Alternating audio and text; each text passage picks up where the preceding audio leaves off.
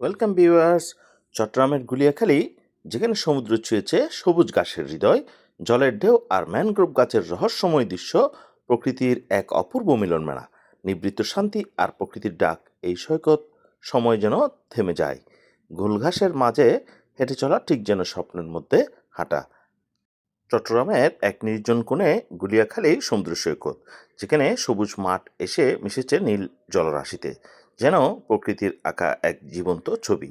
চারপাশ জুড়ে শুধু নীরবতা, আর মাঝে মাঝে ভেসে আছে ঢেউয়ের কাব্যিক ছোঁয়া। সূর্য যখন ডুবে যায় সাগরের কোলে, গুলিয়াখালী তখন রূপ নেয় স্বপ্নের রাজ্যে। এই তো এক প্রশান্তি, একটু ভিন্নতা, একটু প্রকৃতি যেন এখানে সাড়া দেয়।